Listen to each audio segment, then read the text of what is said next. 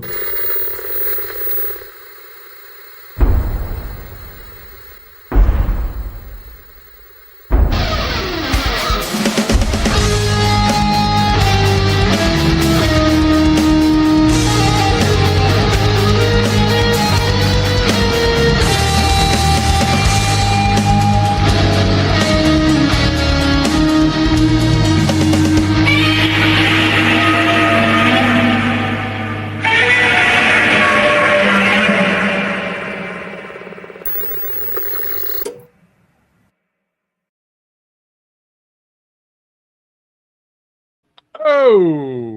Hey, there we are.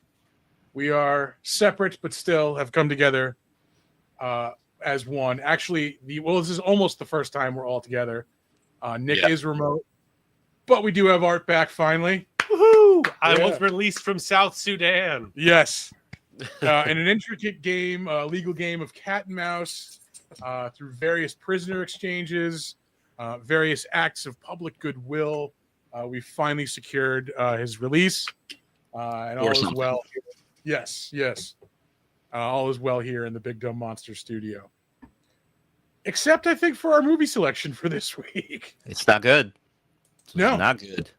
This was a real fucking letdown, man. We watched Frankenstein meets the Wolfman. Yeah. I was hyped for this. The last one we watched was Ghost of Frankenstein, which was pretty great. fucking good. Yeah, It was good. Brought a lot of the sci-fi back to it. What's that? It brought a lot of the sci-fi back to it. Yeah, and then the Son of Frankenstein before that was pretty good too. Yeah. So we were on a hot streak as far as these Frankenstein movies goes. Mm-hmm. And we hit this one. Yeah, the streak is over. Yeah. Well, this one actually follows on the heels of the Wolfman. Like the Wolfman comes out, and then this comes out. Okay. So I guess this is more a Wolfman sequel than a Frankenstein sequel, but it kind of smashes them together in a way that is terrible. Yeah. You don't get much interaction between them. Like you get a little bit in the middle of the movie where it's Lawrence Talbot and the monster interacting. And then like at the end of the movie, you get about 5 seconds of them fighting before the castle like crumbles down around them. Yeah. And then that's about it. And to be completely honest, I didn't need them fighting. Like they could have been working together the whole time or something like that. Like it didn't need to be like these two big monsters now have to fight each other at the end of this movie because they're monsters, I guess. Yeah. The whole thing. The whole thing was a mess because it's just like, I mean, a little ahead of the trivia segment, but like the studio fucked this movie. Really? Yeah. They did a lot of stuff to basically, probably not on purpose, but they basically sabotaged Bela Lugosi as Frankenstein from the jump. Huh. All right. But that being said, even if they hadn't done that, it was a weak movie to begin with. Yeah, no, I was going to say it just doesn't know what to do with them. Like the two characters, basically it's like, all right, I'm the Wolfman. I was supposedly dead, but I guess I'm alive again. Maybe Dr. Frankenstein can figure out what's going on with me. He's dead. Which is a weird logic jump to begin with. Yeah. Like his whole thing was bringing the dead back to life, not the other way around. Not why killing immortals. Yeah. Yeah, dead turns into a werewolf. It's just bad. It's just bad storytelling. It's like one of those things, like you'd think Frankenstein, werewolf, like how can I not make a great movie out of this? We found out. Yeah. You know how they did make a good movie out of it? Abbott and Costello. Yeah. I'm a little more intrigued, like to keep going, pressing on with this series. Like, Oh, for sure. Yeah. I think like House of Frankenstein and House of Dracula like are more kind of what we're looking for. But before we get there, I think we have another like Frankenstein movie in there between the next one. I'm not sure. Yeah. Let me look that up because I have a computer right in front of me. Very nice. Yeah. There are conveniences to working remote, huh? Yeah. Yeah, a little bit. Don't have to wear pants. No one knows when you're drunk. Exactly. Speaking of which, I should say we are drinking some. Oh, we have a banner for that too. If you want to run that real quick. Yeah, run that banner.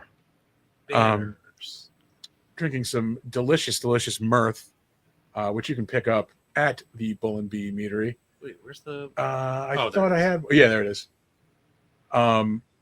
I just picked this up. That code will get you $5 off of your online order. And yeah, this is my favorite by far. The mirth, like it's that and Hades for me are my two favorites, but this one I think is the best. It's lavender and lemon. Fucking perfect, man. It's Alex, so good. Yeah, Alex was making cocktails with it the other day when I was down there. That was pretty cool. It looks like after Frankenstein meets the Wolfman, you have House of Frankenstein, House of Dracula, and then Abbott and Costello meet Frankenstein. Okay. All right. So we've already watched Abbott and Costello. All right. So House of Frankenstein is next. Yes. Okay. Abbott and Costello isn't really like part of the series. Yeah. All right. Yeah. So House of Frankenstein and House of Dracula. And then we can go back for like the other Gilman movies and all that stuff. Yeah, the Invisible Man movies. Yeah. This just really fucking bummed me out, like all around. The Frankenstein makeup was not good. There were a couple of scenes where the back of Bela Lugosi's head looked like it was made out of rubber. Like he was wearing a rubber like Frankenstein mask, basically. Yeah. That might have been one of his stunt doubles too. Bella was too jacked up on the China White to yeah, to get his scene straight that day.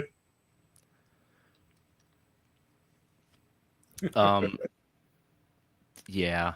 Yeah. Was he? Well, actually, at this point, I don't think he was too crazy on the needle. No, I think that came later. According to came after he stopped doing all the Universal stuff. Let's see. What else is there to say? Hey, what's going on, TJ?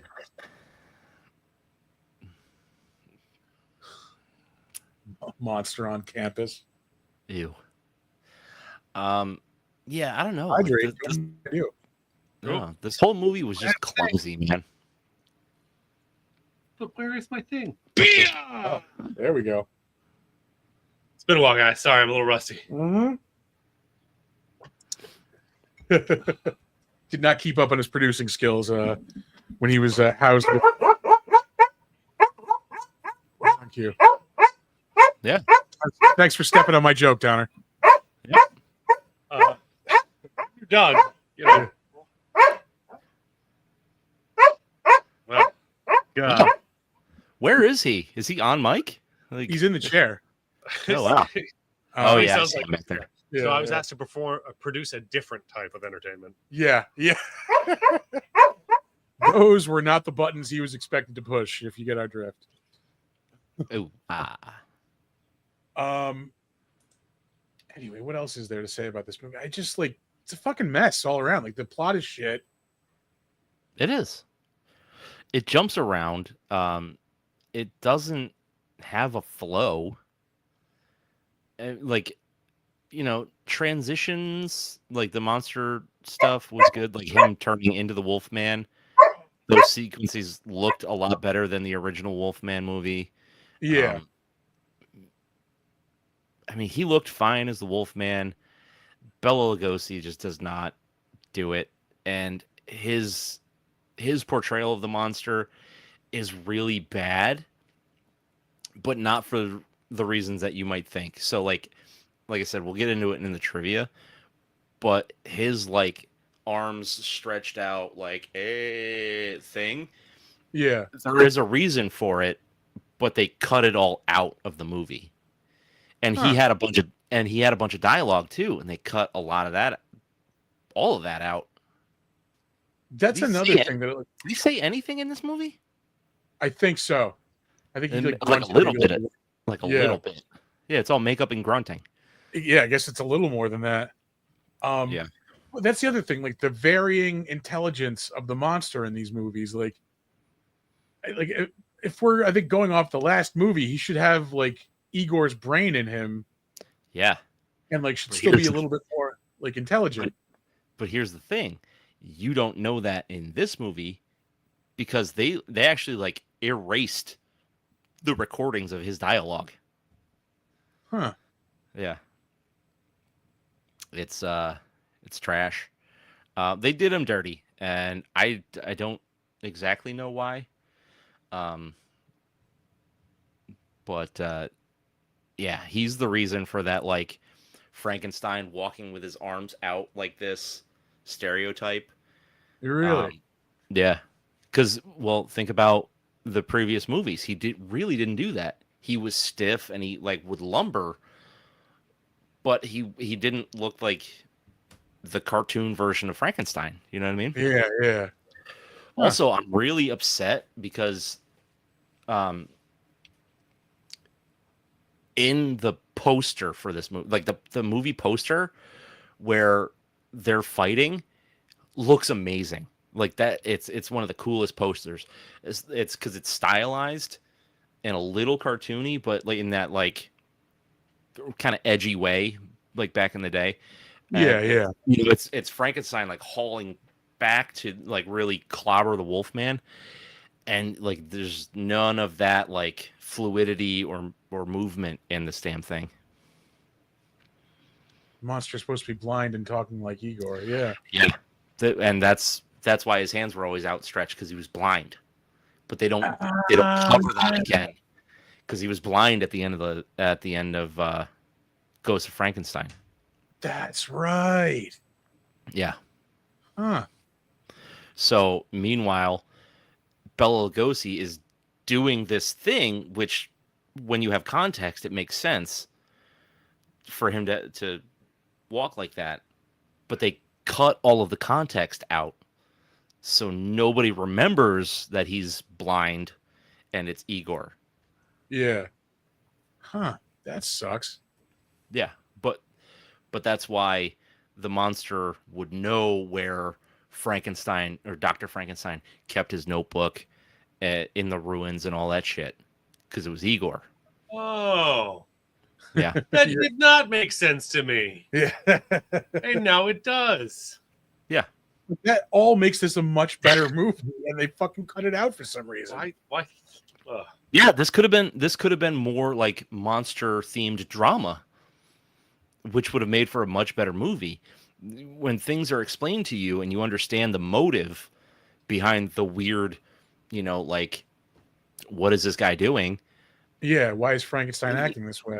Yeah, then it starts to make sense. But until you know that, it just looks like crap. I will say Baroness Frankenstein, smoke show. Yeah. It's a giant Teutonic war goddess. Yeah, absolutely.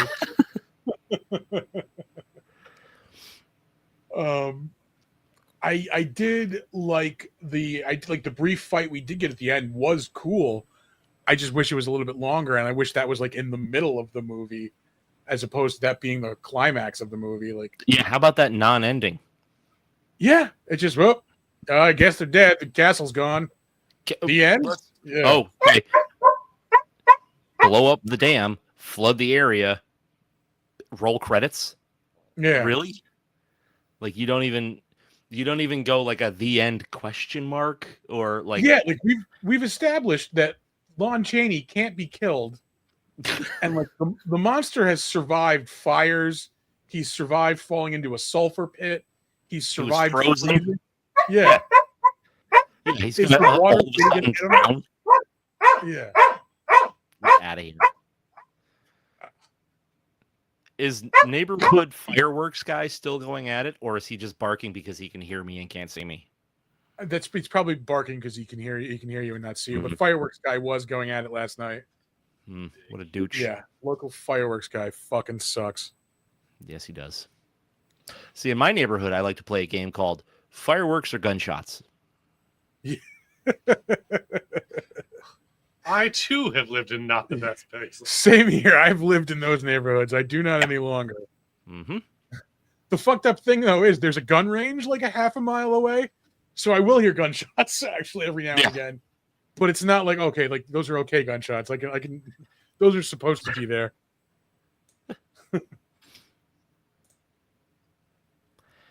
Oh. Yeah, I just wish this movie was at least more fun to watch. Like, Yeah, it didn't even it have really- that going for it. Yeah, it wasn't like I kept having to like rewind because I kept falling asleep while I was watching this. Like because I it's didn't fall boring. asleep. It just was boring. Yeah, it's boring. There's not enough monster like stuff in it. It's just it's a fucking mess. Did not enjoy it. No. They I don't know. They just let me down. They finally did one that I'm like, I didn't enjoy this. Yeah. Which I guess like you're gonna have that every now and then, right? Like nobody can be making awesome movie after awesome movie and not miss every now and then. But it seems like a lot of just dumb studio decisions really like boned this movie. Yeah, this should have been like a slam dunk because it's the first time that like these monsters are meeting up in like one of these movies. Yeah. Like this should have been a huge like event, and it's just a boring movie. Yeah. This could have had all kinds of stuff in it. Like, all right, yeah, bring back like the gypsy mysticism kind of kooky stuff from the Wolfman. Awesome. I like that. But actually do something with it. Okay, Yeah. now we're in the ruins of Frankenstein's castle. Okay, give me more of the science stuff. But they just drag it out into this like Wolfman, Larry Talbot is on an adventure kind of Yeah, thing. medical It's drama. no adventure to be had. Yeah. This was the last movie to have Dwight Fry in it. Yes. He we're getting a little ahead of ourselves, but he was Renfield in Dracula. He was not Igor, Fritz. He was Fritz in Fritz. Frankenstein as well. Yeah. I'm pretty sure anyway. A little bit, TJ. A little bit. Yeah. It's almost like we have a structure, man. Respect the structure. Respect the structure. I don't know. It's Yeah. There's like it's just it doesn't hit. Like that's really all there is to it. Like it set itself up to be really cool, and conceptually, it's awesome. But in practice, like they botched it.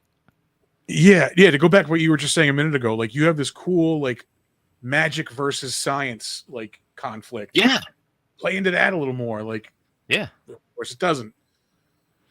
No, it's just bad news.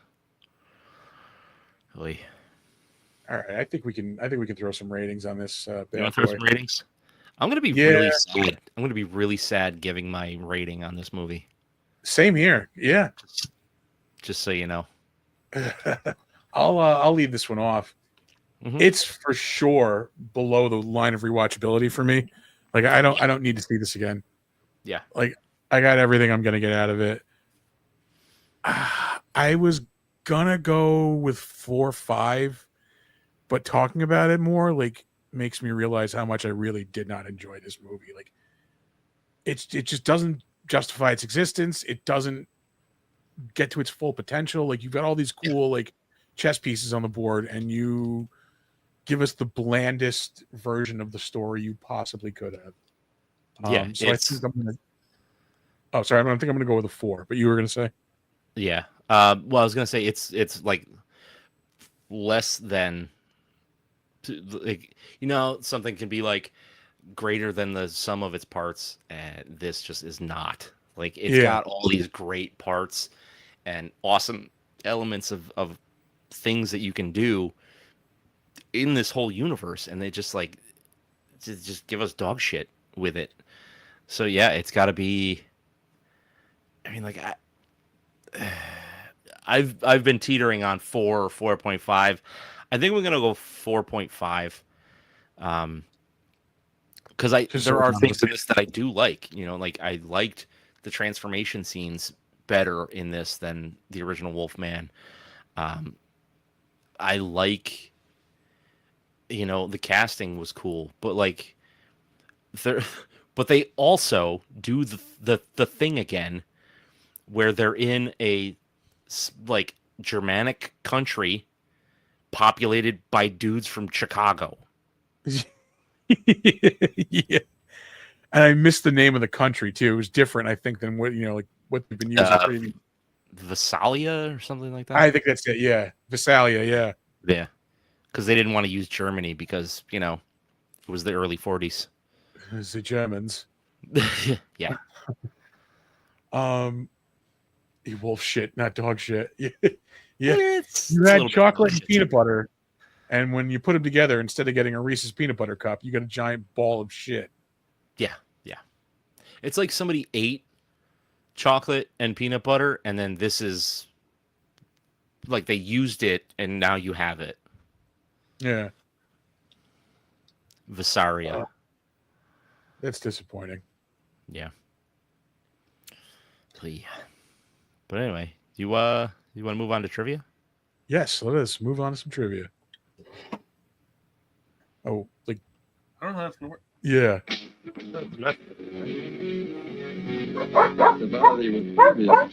Let's not set down off. Boy, he's really shitty tonight, huh? Yeah, he's been in a mood all day.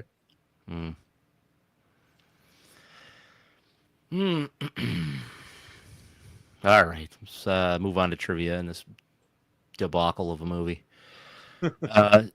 Several photos exist showing the deleted scenes. The fireside chat between the monster and Talbot beneath the icy catacombs of the castle, for instance, where Talbot and the audience learn that the monster is still blind.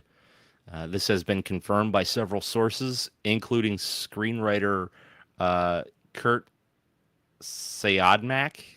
That's a weird name. In the mid-'80s, a search was made through the Universal Studio vaults for a print or a negative of the cut pre-release version. As of this date, it has not yet been found.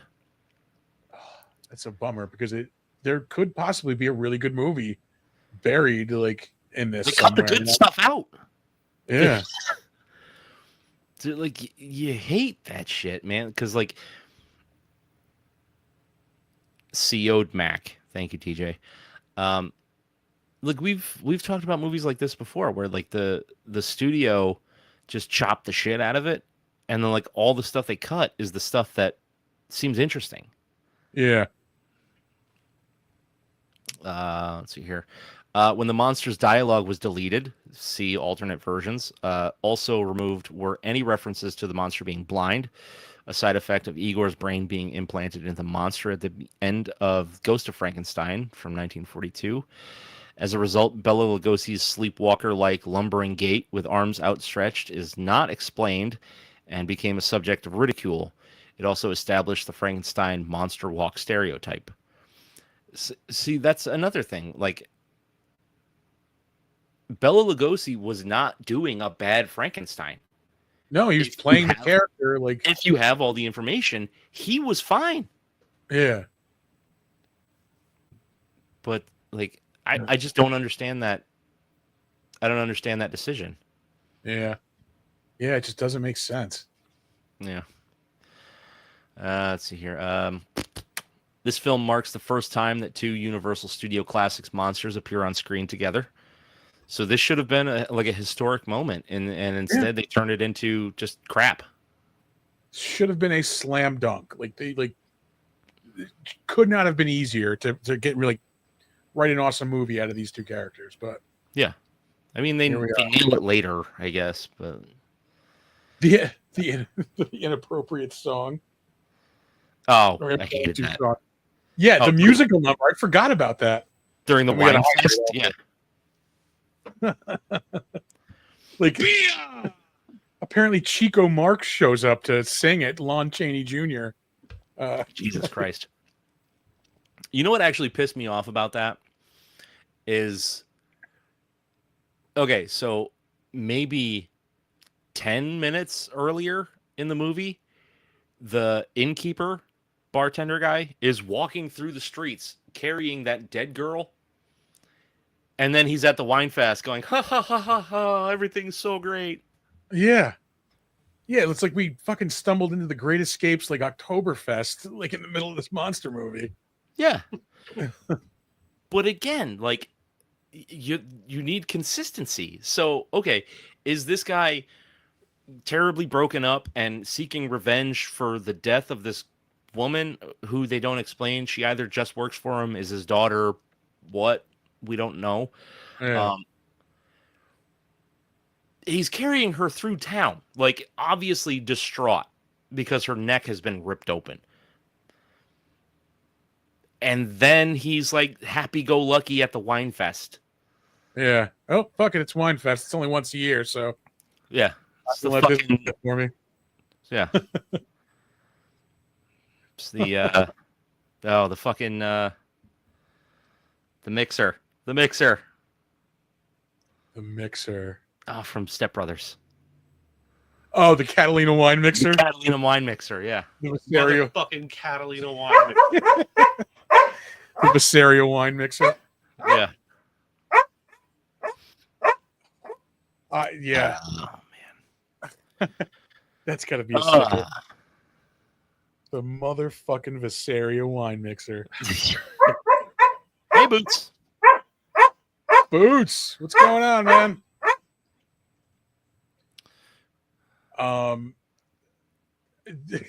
This I also thought of this one because fucking Lon Chaney is like, he's just like a cowboy in this movie. Basically, he's wearing a cowboy hat. He's driving a coach, like, so. Yeah.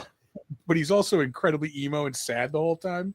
Yeah. So I wrote down, like, I texted myself this note: "Sad cowboy werewolf." Oh, which God. also has to be a sticker. Yes, it does. Let's see here. The film was shot during World War II amid a notorious anti-German public campaign by the United States government. Screenwriter Kurt, however you're supposed to say that, a German Jew himself who had fled his country after hearing anti-Semitic speeches there in 1937, deliberately changed the location of Frankenstein's castle from Germany to the fictional Visaria.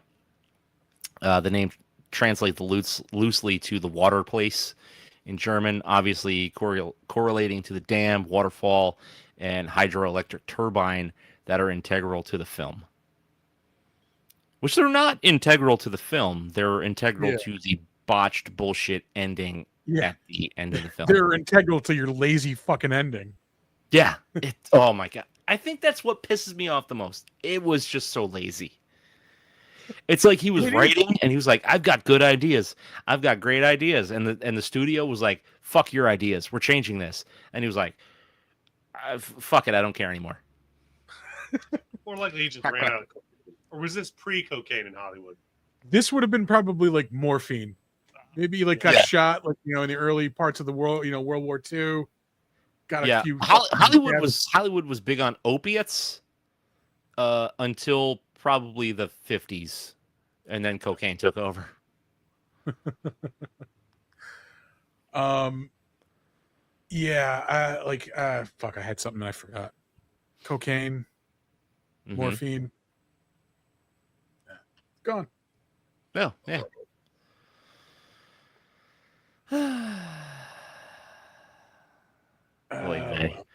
Yeah. So The dialogue spoken by the monster in the film was edited out before the film's release. His dialogue in the film spoke of his desire to control the world, but Universal executives feared that World War II audiences would find it too close to Adolf Hitler's own rhetoric. It's a goddamn monster of the movie. Seems to make sense to me to leave that in, even if it wasn't intentional, right? Like it just like that, because that's the ending of Ghost of Frankenstein. Like that's what he was trying to do, was take over the world through the body of the Frankenstein's monster. And that should carry through into this movie, regardless of like what's going on in the real world. But again, like it could have still been relevant, but they could have like watered it down a little bit, you know. And like we were talking about the movie last week, where like the message is too on the nose. Okay, and so if you want this to be like maybe a little bit of social commentary about the times, you can keep that, but it doesn't have to be like the main focus of the movie. Yeah, it doesn't have to hit you over the head with it. Yeah. Yeah, good question.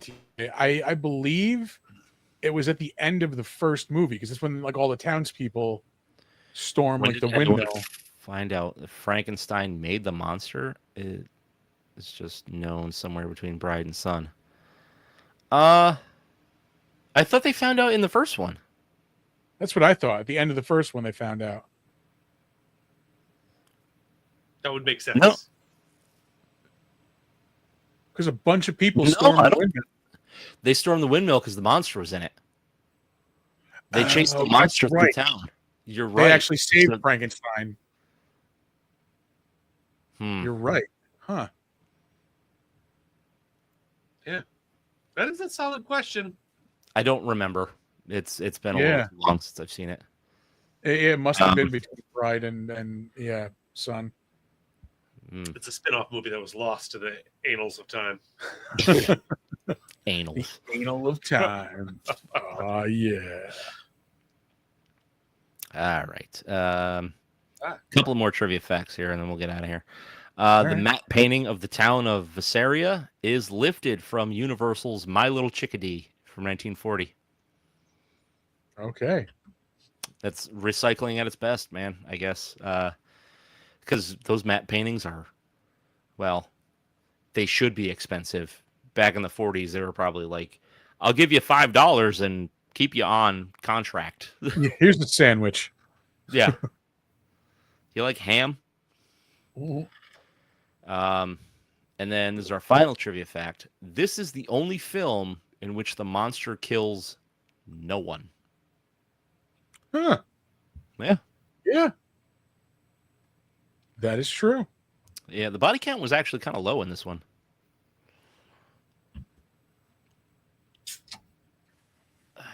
A lot of things have been lost in there. A Boobs. lot of watches.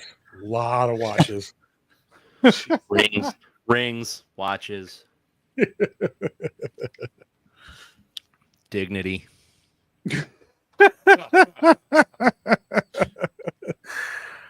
I saw Requiem for a Dream. I know what happens back there. Gross. It's not a good movie. People just like it because it's shocking. Yeah. And I will stand by that. Exactly. All right, let us move on to the trivia. No. Let us move on to 1-star reviews.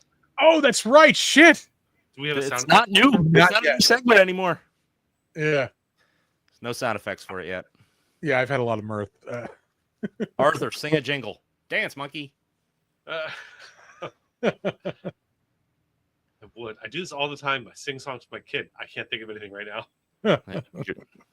Terrible. That's fine. We only have one-star review for this movie. Which is shocking because this movie sucks. Is it 1-star shitty though? I don't think it's 1-star shitty. Yeah, No. it ain't 7-star good. Fuck. Is that what it got? It's got like a 6.4. 6.9? 6.4? Yeah. 28.4%, the largest percentile, said that it was a 7. No. That's not true. That's not true. All right, here we go. This is entitled Greed-Inspired Universal Time Waster, which sounds like a sounds like a supervillain like weapon. Sad to see the Larry Talbot character resurrected in such a ridiculous fashion. This gets Frankenstein meets the Wolfman off to a bad start, although the production certainly looks better, more expensive than the Wolfman. Patrick Knowles returns, but in a different role, which leads to some confusion. You cannot go by this actor played this role in any of this, because it's a revolving door of like, I'm going to play this character, and then the next movie, I'm still going to be in it, but totally different character. Yeah, that's like not realizing Lon Chaney isn't Frankenstein in this movie. Yeah.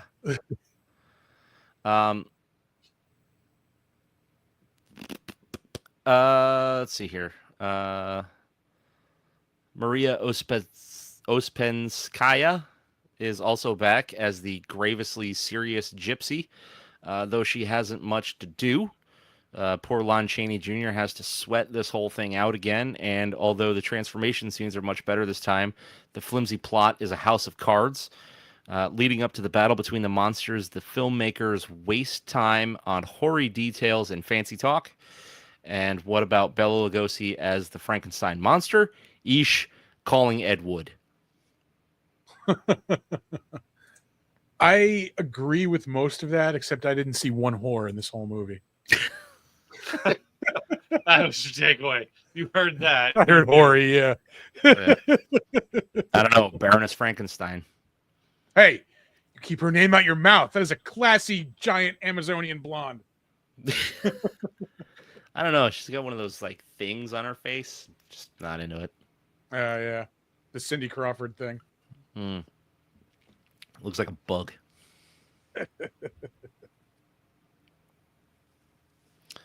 House of Cards had Kevin Spacey as the monster. No. Reality had Kevin Spacey as the monster. Yeah.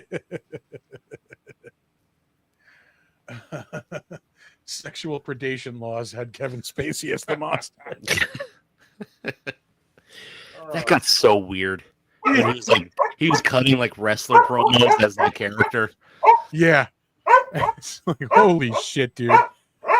It's like when let's let Donner fucking wrap up. It's like when Warren Beatty will pop up as Dick Tracy like every couple of years just to keep the rights as Dick Tracy, like to keep the rights to the movie. Yeah. What the fuck? What can you possibly do with the rights to that movie now? Like, yeah, like nobody's looking for a Dick Tracy movie with a 95-year-old Dick Tracy, Warren. Like, relax. Gonna be completely honest, nobody's looking for a Dick Tracy movie. If they made it Old cool, people like, yeah, I wouldn't say no. Yeah, if they made it like a Sin City type of like detective noir type of thing, like, that'd be fucking cool. That would be. But you know who's gonna watch that? Just us 40-year-old dudes. Yeah. It'd be like a bunch of fucking just weird dudes. I remember that movie instead of like I remember this comic or like syndicated TV shorts thing. Did you ever watch those? They used to show them on like fucking TCM, like the old school Dick Tracy stuff. Yeah. All right, now we can move on to the better known as. I know you. I knew you. Showing you. We will start off with the director, as we always do. Let me get onto the right tab so I can actually do this properly. Roy William Neal. There really isn't much else like worth of note that he directed. This is probably the biggest movie that he did. He did a lot of Sherlock Holmes movies, it looks like. Sherlock Holmes, Prelude to Murder, Sherlock Holmes, The Woman in Green. The Spider Woman, I know, is a Sherlock Holmes movie. Sherlock Holmes Faces Death. So that's like where he kind of Sherlock Holmes Faces of Death? Sherlock Holmes Faces of Death, yeah. Sherlock just stayed home one night, like rented the movie, like again, shot up some opium, fucking It's like I swear to God, it's real. All of it's real. Yeah. The dude ate monkey brains, man. I saw it. And yeah, not really anything else. Like, I mean, if I'm not pulling any names out of here, I'm sure nobody else is gonna. So we're just gonna move on. We're gonna do that a lot in these because as much as I love watching these old like classic horror movies, I fucking hate doing the better known as because every one of these motherfuckers has like 300 credits under their fucking name. Yeah, because they were all like contracted through Universal Studios, so they were making a movie a week. Yeah, basically. Up next, Lon Chaney Jr., who we have talked about before, so we don't need to go too far in depth. But he is, of course, known for being the Wolfman and for being the son of Lon Chaney Sr., the man of 1,000 faces. Yep. Probably most notably Phantom of the Opera. Yes. Yeah. I think that's probably his like number one. We mentioned that he shows up in an episode of The Monkees. I think as a werewolf, if I'm not mistaken. Probably. Yeah, and westerns also. Rawhide. Also for being a raging drunkard. Yes, that too. I think I said this. He's got the sickest profile picture on IMDb, though. Like it's pretty choice. It is pretty dope. He looks insane. Yeah. I think I said this when we watched Ghost of Frankenstein. Like, he didn't so much look like Frankenstein so much as he looked like a gym coach wearing a Frankenstein costume. Yeah. That's pretty accurate. Like the Ghost of Frankenstein makeup looked like a Frankenstein costume. Yeah. It was so up next, Alana Massey. She was Baroness Elsa Frankenstein. Yeah. Mm-hmm. Fucking step on me. Donner agrees. Aside from this, not really much else. Hey, bud. Step on me is definitely a sticker. Yeah, really nothing else. I think I just saved her so I can make that joke. That's what she's famous for, and that's enough for me. God damn it. All right, moving on. Patrick Knowles was in this movie. He was Dr. Beyonce's grandfather? Yeah. Wait, but that's actually possible. Yeah. He liked Beyonce's grandma, and he definitely put a ring on it. Ooh, yeah. Oof. He was in the first Wolfman movie. He was Dr. Frank Mannering in this movie. In the Wolfman, he's Frank Andrews. So, hey. Yeah, I guess he can only respond to the name Frank. It'd be terrible for Naked Gun movies. Yeah. Which I watched today, the first one. Because you knew you needed to go down a Naked Gun rabbit hole today. Cuban? No, Dutch Irish. My father was from Wales, actually.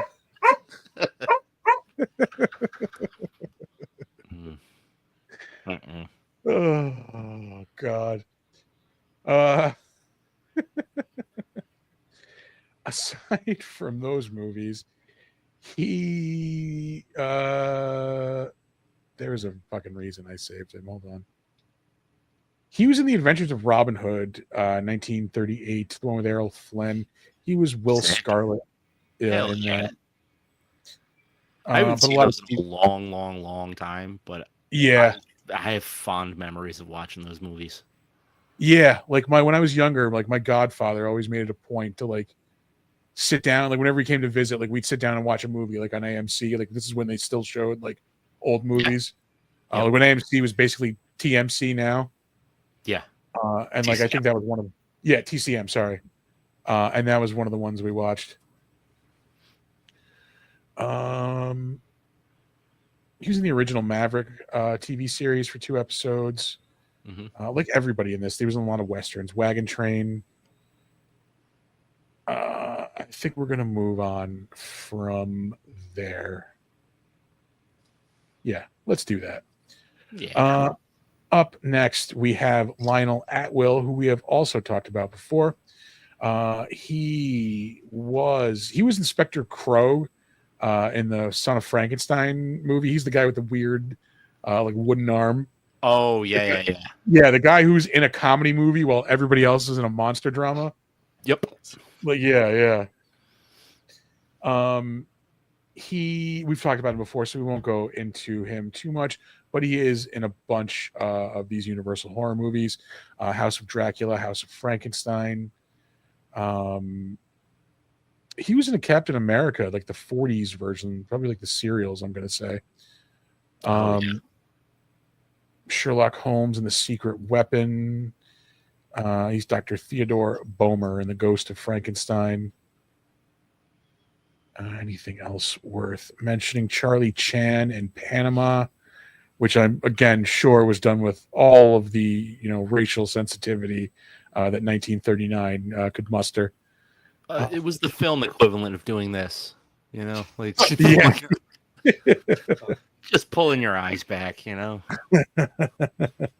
buck teeth. Oh, soul. Very Mickey Rourke of you.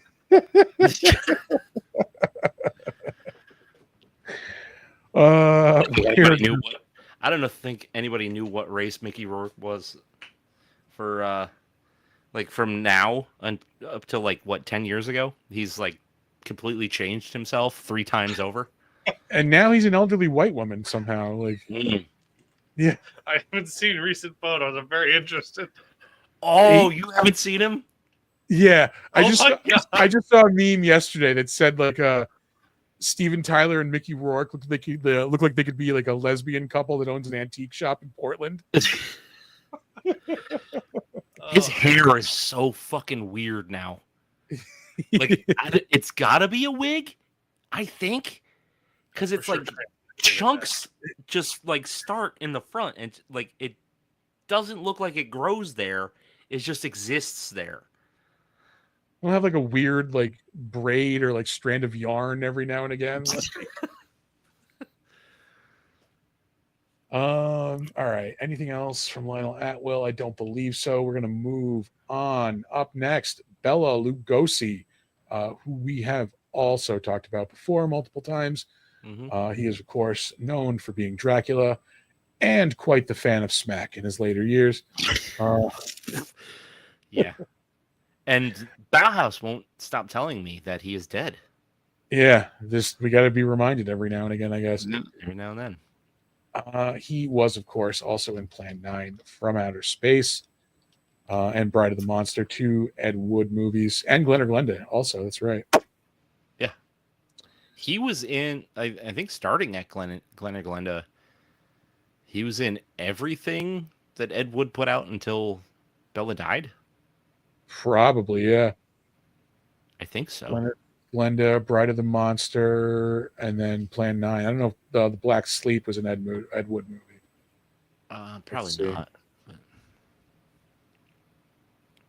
not. No, it was not. All right. Yeah, I mean, he's Bela Lugosi. If you're watching us, you know who Bela Lugosi is. I would hope so. Yeah. So we're going to move onward. Maria Ospinskaya. She, of course, was the old gypsy woman reprising the role she had in the first Wolfman movie, Maliva. Yeah. Let's see. Hard G's, man. Yeah, we're just racist as fuck. Yeah. Anything else worth mentioning? Probably not. If it helps at all on the we're racist front, I did actually mean Mickey Rooney, not Michael Rourke. Yes, yeah. I also mix up white people. Yeah, because they all look alike. They all look alike. You also meant Mickey Rourke, not Michael Rourke. Now you're mixing Michael Rooker. Oh my god! Yeah. I'm glad that these MR names have got me. Mickey Rourke, Michael Rooker, and Mickey Rooney walk into a bar.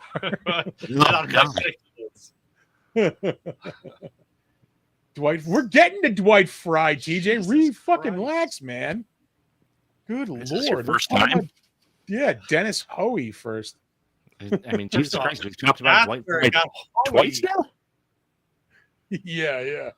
They said Hoary, but Yeah, Hoey, Hoary, whatever. I see where they got their point. Yeah. This dude played Inspector Lestrade in a lot of Sherlock Holmes movies. Probably the ones that the director directed, I'm going to guess. It's a fine bet. Yeah. There are a lot of fucking.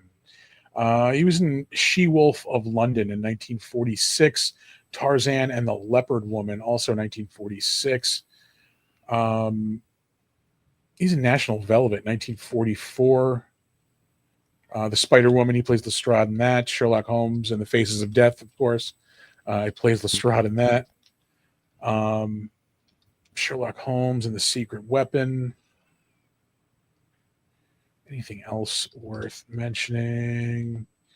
Chu Chin Chow was a movie from 1934. It's probably very culturally sensitive. Yeah. All right, TJ, you can relax your butthole. Here we go. Dwight Fry is up next. We have talked about him before. He was Fritz in Frankenstein. He is Carl in The Bride of Frankenstein. He is Renfield in Dracula. He is Wilmer Cook in The Maltese Falcon. And he was Rudy in this movie. He was so good as Renfield. Yeah. It's unbelievable. Yeah, he was really good.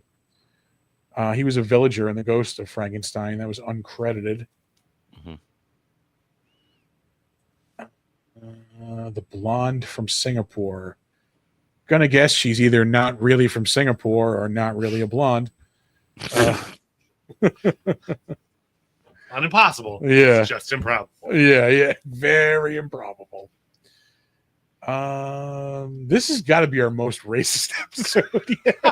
Oh, God, I don't like that soundbite. The implication alone. Just gonna start talking like Boss Hogg for the rest of the episode.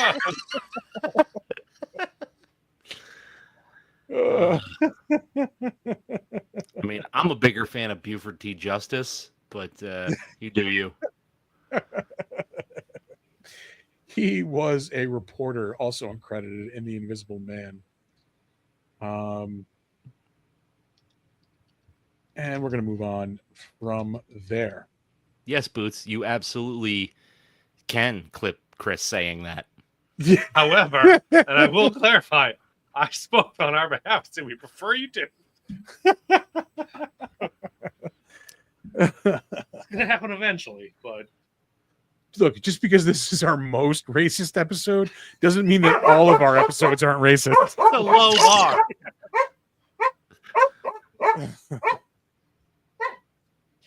Anyway, Harry Stubbs is in this movie.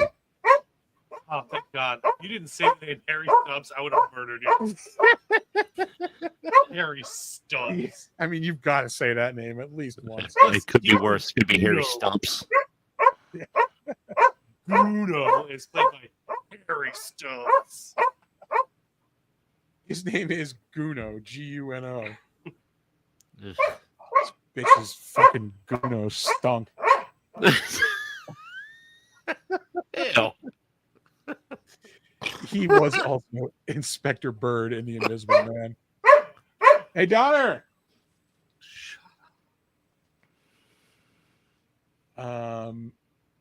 Reverend Norman in The Wolfman also. He's in The Mummy's Hand as a bartender. Invisible Man Returns. Bet you would love to see what else is in the mummy's hand. London by Night, 1937. And I think that's real. Oh, yeah, we mentioned the Invisible Man. We're gonna move. Well, we're gonna move on. I thought that was good. It's not. It's not. Gross. Ah, I yeah. believe it was Christina Aguilera who said it's about time for my arrival. Oh Christ! God damn it! I miss having all of us here. This show just gets extra weird. Yeah. My commentary doesn't help you, me? No, it does. It does. I should probably tell you this guy's name before I start rattling off his credits. His name is Jeff Corey. I didn't even copy him down. He was in some pretty big movies. Some of the lesser big things he was in was an episode of the series Charmed in 2000. Also an episode of the series Brimstone in 1998. Perversions of Science, 1997. From 95 through 97, he was the voice of Silvermane in the Spider-Man animated series on Fox. He was like an ancient like mafia boss and like the Spider-Man lore. Mm-hmm. Let's see. He was in the Beauty and the Beast TV series for an episode with Ron Perlman. He's in Bird on a Wire also in 1990 with Mel Gibson and Goldie Hawn. Now we're bringing in Mel Gibson. This show's just getting more and more basic. Oh, God. Rails. Yeah. Just don't say anything about a pack of. Yeah. Or getting in the jacuzzi.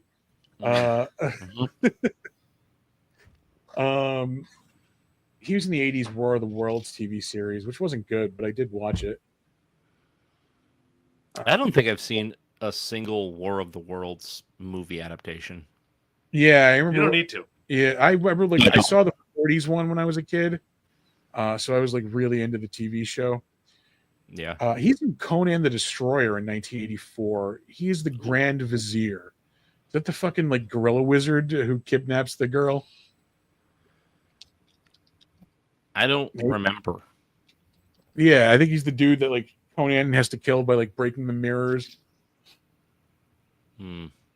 Maybe, I don't know. Aside from Conan the Destroyer, he shows up in Fantasy Island. I thought there was something else. He's in 1977 with yeah. I thought you recognized the movie and it was that bad. No. Just trying to sell it. He's in 3 episodes of the short-lived Richard Pryor show. That was 1977 as well. Bionic Woman. A lot of 70s TV. Kojak, McCloud, Starsky and Hutch, $6 Million Man, Streets of San Francisco. Is there a fucking reason I saved this? He's in 2 episodes of Night Gallery. I mean, because he's in rad shit. Yeah, I think there's like one more movie. Oh, he's in True Grit. Sorry, 1969. Oh, hell yeah. And sorry, also 1969. He's in Butch Cassidy and the Sundance Kid. Oh, nice.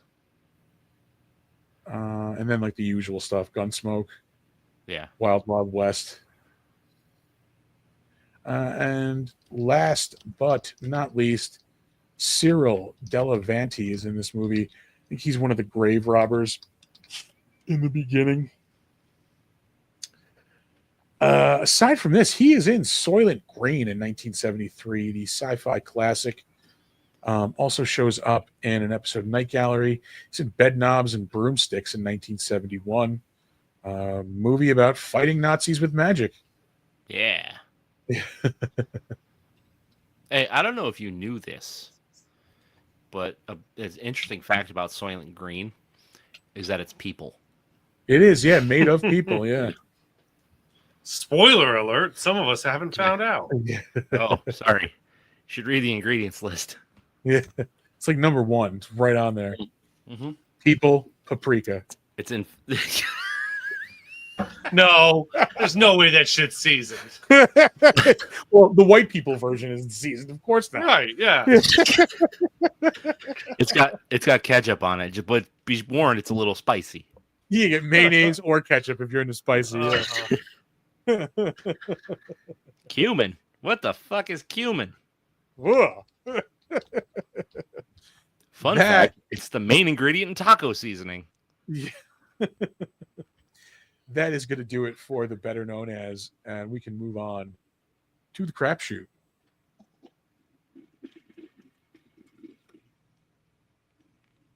I saw the new Jurassic Park when it came out Thursday night. It looks fun. Yeah, it was fun. It's a fun, enjoyable. I mean, it's a fucking movie with dinosaurs going crazy and killing people. Like, that's fun.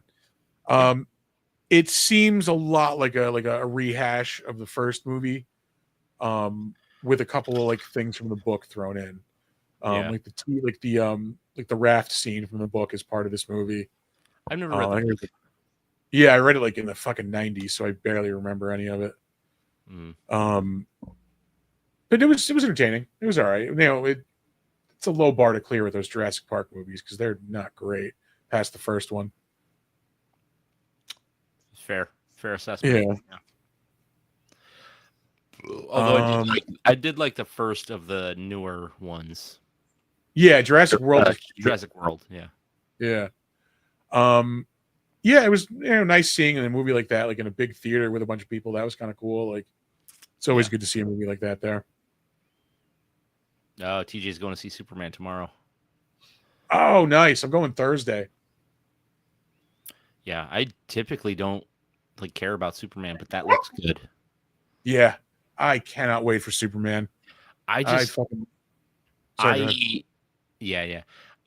know that they're making jokes about it, and there's jokes in the movie, but Guy Gardner's bowl cut should have been left out of this movie.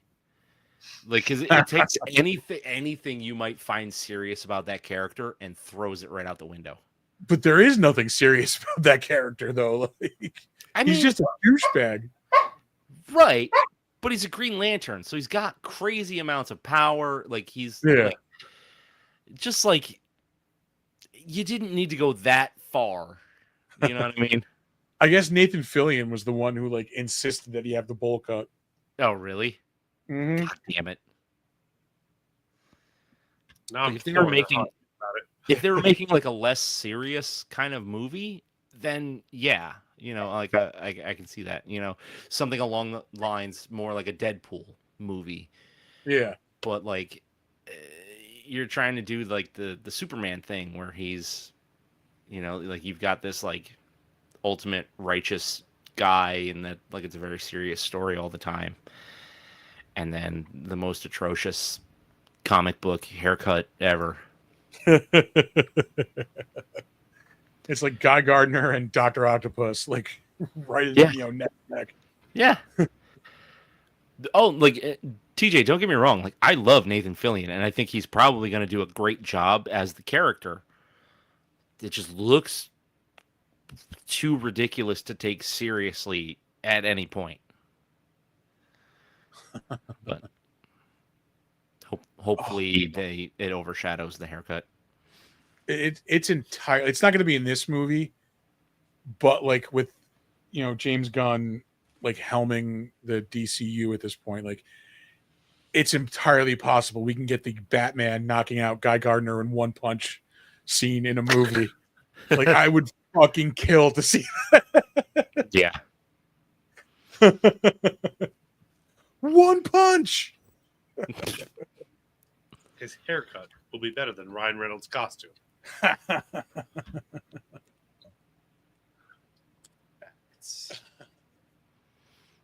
I started reading a pretty rad fucking comic series this week. Did you? Yeah, I've been meaning to get my I keep seeing it on Instagram, and I've never been able to get my hands on it.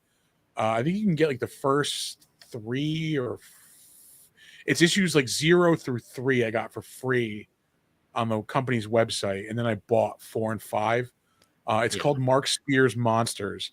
I was actually going to bring out issues 4 and 5 to have it on the table, and I forgot. Okay. It's pretty fucking cool. It's all like classic monsters. So you have like Dracula, Creature from the Black Lagoon, Frankenstein, the Wolfman, the Mummy. It's set in the 80s, so it's almost kind of like an adult like Monster Squad type of movie. Like there isn't like a Monster Squad though, but like it's that same type of vibe, 80s like, and classic monsters. Right. It's all painted, so it looks fucking beautiful. It lets the monsters just be vicious, bloodthirsty monsters. Like doesn't sugarcoat them, doesn't make them like cartoony. Yeah. It's really good. My only criticism I would say is that it is a little all over the yard. There's so much shit going on that like they like the dude who's creating it, Mark Spears, really should have just been like, okay, like we can fucking maybe hold this off for a little while, or like doesn't need this storyline to it, because you have like monsters, you have like there's like this like weird eye patch like Nazi lady going around doing things. There's like a weird like Asian ninja lady, like like one of the main characters is this dude, the Slayer, which is pretty cool, who's basically he's like this guy, he's like legendary. His job is just go around killing these monsters, like all these like legendary universal monsters. You think they're sprinkling in too many through lines before they like? Yeah, just like there's like a side plot with like kids and it's just like there's too much going on. Like there's government stuff going on. There's like things with the kids going on. There's things with the monsters going on. There's like flashbacks to like, things in the 1800s. Like slow up just a little bit. You have a lot of awesome stuff. Like just fucking dole it out, because like at the same time, all this shit's going on, but like nothing is happening much story wise. Yeah. Because we're jumping from all over from place to place. So like if it just focused on like a cohesive story a little more, like it would be perfect. But as it is right now, I love it. Would highly recommend checking it out. Sick. Yeah, TJ seems to think it's awesome too. So yeah. Cool. They're definitely working towards something, but it's just like we're getting all of this shit at once. But it's so good. It's like I keep saying, I just want like somebody to use these characters like to make them scary again, make them like monsters again, and like this is what they're doing in it. Yeah, that's why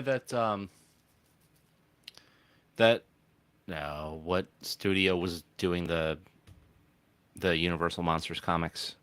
Boom? No. Is it Dynamite or is it Image? I think it's Image. Yeah, I just got the newest Mummy. Please wait. Dun dun dun dun dun dun. It's Image. Yeah. Yeah, it is Image. Yeah, the Slayer does apparently suck at his job. But I think it is a cool character because he's like, you don't know anything about him because he always has a mask on. Like the costume is kind of cool. He basically came out of retirement because like something happened, like a girl he knows got killed or something. We don't really know yet, but I like where it's going. I like he's the Charles Bronson of Monster Slayers. Kind of, pretty much, yeah. Yeah. But it's cool. I'm digging it. I'm really, really digging it. Yeah. I haven't really taken in too much media this week. I had a really busy but like super fun weekend for the 4th. Nice. Yeah, we took the kids to the park in one of the state parks, and they shoot fireworks off like real close to the park, so it's like extra exciting. Yeah. So we did that, and I got in a foot race with my brother-in-law, and he fell down and broke his collarbone. Yeah,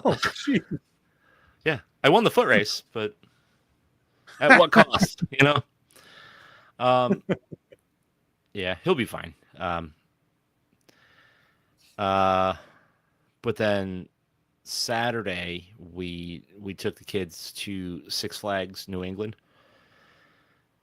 and it was like a really, really nice day for it because it was warm, but it wasn't like excruciatingly hot out like it was today or Sunday. Yeah. Sunday was fucking brutal. Yeah. But that was rad. Like we spent like 7.5 hours just walking around that park. And there's still more stuff for us to do when we go back. All right. Yeah, I don't know if you guys have been to Six Flags New England. I honestly, I think I may have. Yeah. On once. Yeah, they brought us because I think they changed their name at some point, like in the early I think it 2000s. was Riverside. Yeah. Something Yes, like that. so I have been there. 'Cause, like they took us there in high school, like on our junior class trip, maybe. Yeah. They brought us all to Riverside for the day. Donna's just gonna go nuts. Yeah. And I remember they had a cool like thing where it was like one of those like, well, like, there's like a row of like tennis ball cannons like against this like big pool of water, and then in the water was a submarine that fired tennis balls back, and like if you wanted to, you could go in the submarine and like be the person who fires the balls, or you could fire the ball at the submarine. Yeah, it was really awesome. TJ, the one in Springfield, not Lake George. That's We've been to Lake George That's many times. Great Escape, yeah. Six Flags owns that now, so it's Six Flags Great Escape.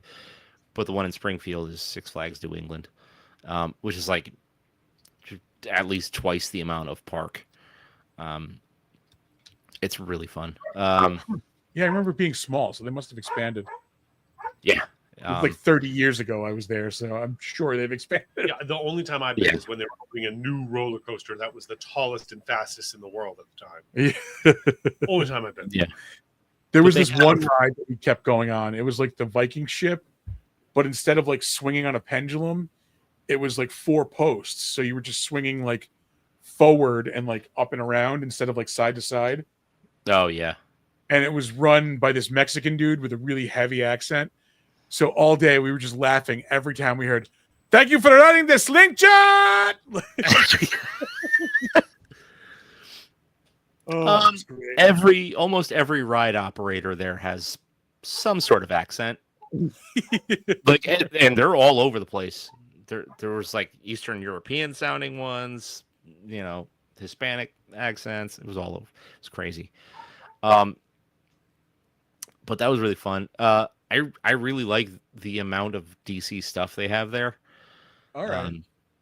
Because they have one section and it's just like Gotham City, and then another section which is like the rest of DC. Really? Yeah. That's pretty cool. Yeah, that's like where they have the Superman ride, which is like been voted like #1 steel roller coaster, like I don't know, 5 or 6 times. But yeah, it was good. Like I liked it. I got on one ride not knowing what it was. Turned out to be a spinny ride, and spinny rides are not good for me. Your boy has a jacked up equilibrium and is not good. Is not good. Yeah, pretty much, yeah. There are like things you see in your life that are gonna like stick in your head till the day you die. Yeah. And one of these things for me, it's gonna make me laugh. Like I could be dying of the worst like injury or disease, and if I think of this on my deathbed, I am going to laugh. This has got to be like sometime in the mid 80s, so I'm probably between like 6 and 10 years old at the time. And I think like we were waiting like for my mom and my aunt and my grandma. It was like me and my dad. I even think this might have been for my kindergarten graduation. This is how long ago this was. Jesus Christ. We were sitting on a bench outside of Chipper's Mystery Ride. Hell yeah. Right. The anybody who doesn't know, in the dome, the best ride ever. What Chipper's Mystery Ride was. It was Chipper's the Scrambler. Mystery Ride. Yeah, it was the Scrambler inside of a dome where they would like turn the lights out and like put on strobe lights and like all kinds of music and shit. Yeah. So my dad and I are sitting there waiting for the rest of my family to come out. And again, this is like the 80s. So like this punk dude we're sitting there, fucking door to the thing, just boom, busts open, right? This fucking punk dude in a leather jacket, like stumbles out. I shit you not, turns green, barfs his fucking brains out. See, but the scrambler is awesome because it just moves in straight lines, Yeah. and people don't realize that. Yeah. So I love a scrambler, but you get me on like the teacups, or this thing was like the rodeo or something, and so it started off doing a spin thing, and then turned into a scrambler, and then went back to a spin thing. I was toast. I had to take a Dramamine. I don't have a bones creaking sound effect, but just imagine. Yeah. That's how old you are. It's not old, okay? I used to drink myself sick all the time, so now my body goes, "We're dizzy, throw up." That's a fair point. I never thought of that. Yeah. We did this to us. Yes. This is my fault. I would like to blame somebody, but this is clearly my fault. The consequences of my own actions. How dare they? But yeah, no, it was a really good time. Outside of that one ride, Yeah. I had a great time. Nice. Yeah. Oh I God, do there's drink another myself time. sick on Ensure these days. Yes. There's another time Amanda and I were at California Adventure, in obviously California, fucking the other Disney park out there, and they have this gigantic fucking Ferris wheel, and the cars are on tracks, like they're enclosed cars, so you're sitting across from people instead of like a normal Ferris wheel where like you're on a bench. Yeah. And like what happens is when you get to like a certain point, the car starts sliding down, and then like when it gets to the bottom, it'll hit and then swing, and like it's constantly like sliding back and forth as you're going up and down. Fuck all that. Yeah. So like I'm like Amanda's like, I don't want to go on that. I'm scared. I'm like, all right, that's fine. I'm like, just wait, like, wait with me. I'm like, I want to go on. It looks cool. Like, she's like, well, if you're gonna go on, I'm gonna go on. I'm like, no, you don't need to. Like, yeah. It got to the point where I'm begging her. I'm like, please do not go on this ride. I'm like, You're just gonna have a bad time. Yeah, she's like crying already in the line, like with anxiety. I'm like, please do not get on the ride. Like, do not get on this ride. You're not gonna have fun. She's like, no, I don't want you to go alone. Like, I'm totally fine. Like, you should not go on the ride. She ends up going on the ride, of course, and is like freaking out the whole time. Yeah. While I am just laughing maniacally like the joke. There's so in Six Flags New England, they have, like the swing, where like you're in the seat on the cables. Well, it's that, but it's massive and it goes up. Like, I don't know, it's got to be a couple hundred fucking feet. Yeah. So you're swinging like a crazy amount. Watch somebody's shoes fly off of that. Yeah. Like there are rides where like I cannot even look at them without my butthole just like clenching like immediately. Look, I don't love heights. Like I can do things at a height, but I don't want to travel that height. Yeah. And I don't want to not be in control of the height. You know what I mean? Yeah. It's like when I went to the Sears Tower in Chicago. They have these glass boxes that like push out from the side of the building. So like you can stand in them and then like look down and you're just looking straight at the fucking street like 100 and something stories below you. Yeah. I literally I'm like look down, I'm like nope. Got right the fuck out. Yeah. Not gonna do this. Nope. Yeah, fuck all of that. Nope.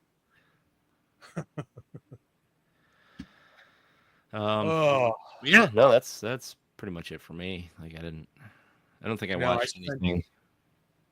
I don't think I watched anything. Yeah, there isn't shit on to watch lately. I was gonna say I spent the 4th over at the Bull and Bee with our friends there, enjoying some delicious mirth and some other fucking delicious meads. Yeah. You had joy, you had mirth. We had it all. Yeah. Yeah. Absolutely. But yeah, no, as the wrong way. As the scroll says, you can head over to their website, get $5 off. It is absolutely worth it. Yeah. We'll have more stuff. Oh, I forgot. That's an after show thing. I forgot to ask Alex about that gaming thing he was talking about last time. Oh, yeah. Yeah. So we might have more stuff coming with the Bull and Bee folks coming soon. Anything else, Arthur? You got anything? It's been a while. Oh shit! What? No, I've got nothing. That's not how the show works. Huh? What? I don't know what to do. This isn't the show I talk on. What's coming up on the show that you talk on? Oh, at a date yet to be decided, we're doing Evolution. Oh, nice. Dr. Brooks will be guesting in. As it turns out, Tuki Cacaw does not work. Does not work. No, I believe we've established. Oh, whatever. Yeah. I saw that movie once, like I've seen 16 it way years. more than once.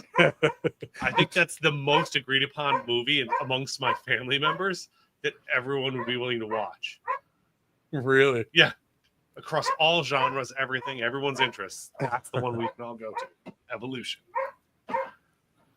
Let's see. We have a bunch of stuff coming up. At the end of the month, July 30th, I think, through August. It's either August 1st through the 3rd or July 30th through the 2nd. I will be at Tampa Bay Comic-Con in Tampa Bay, New York. What? God damn it. You're all over the place. No, it's because TJ Lamb is trying to do the links because he's an asshole. I don't know what I'm going to be doing yet there, but they just added a bunch of awesome stuff to their lineup. Fonzie, I might get to talk to Fonzie. I know, that'll be so cool. I think I said this maybe in our group text. I said it to somebody. Like, there are few people I will ever spring to like get a picture with or like want to talk to. I fucking want a picture with Henry Winkler. Yeah. The Fonz. I want to say Keith David's going to be there. I would love to talk to him. I want to say a lot of things, but yeah.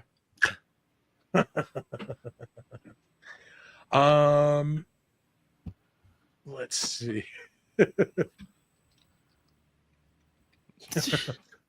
And then the first weekend in September, I believe it's September 6th, the first Saturday in September, you can find us at the Dark Forest Oddities Expo. That is in Peabody, Massachusetts. That is right near Salem and Boston. So there is no reason not to travel out there. You can go see us, check out the show. When that's over, you can go check out Salem. You can go check out Boston. It's great times all around.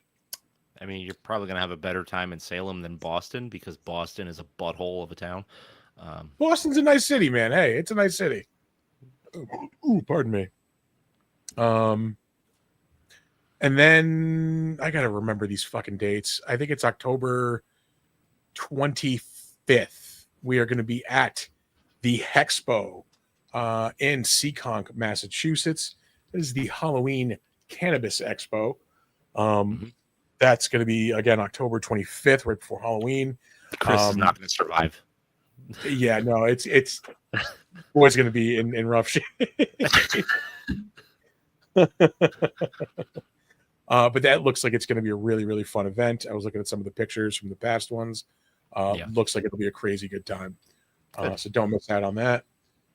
What the hell else? We're around. We got things cooking. Yeah. You'll be hearing news soon. That's right. Donner, of course, is plugging himself now. He's just barking away. I wish he would just plug himself and get it over.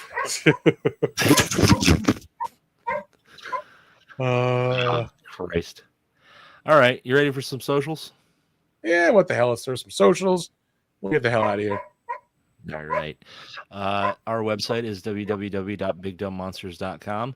You can email us if you want to work with us for anything. You want us to host panels. You want us to host trivia.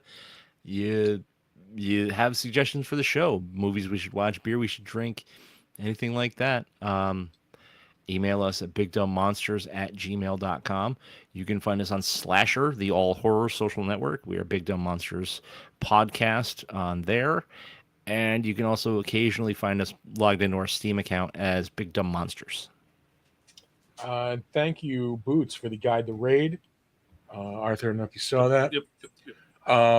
You can and should check us out on Instagram and Threads at big_dumb_monsters on both of those platforms. Give us a follow if you can. If you are listening to the audio only podcast version of the show, you're living like a week behind, man. Catch up. You're living in the past, man. Exactly. Live in the now. We stream live every Monday night at 7:45 Eastern. We are at Big Dumb Monsters on Twitch and YouTube, which is where we stream the show live. You should check out our TeePublic store. That is at tpublic.com. You can search for the Big Dumb Monsters store there. You should check out the Eclectic Cult Media Linktree. That is at linktr.ee/Eclectic Cult Media. You'll see info on us and all of our other, assorted shows across the network. And that's all we got. That's all we got for this week. Yeah. So we'll give you some words of wisdom and let you get on with your evening. Don't let ghoulies eat your ass. And never sleep in a deathbed. Bye.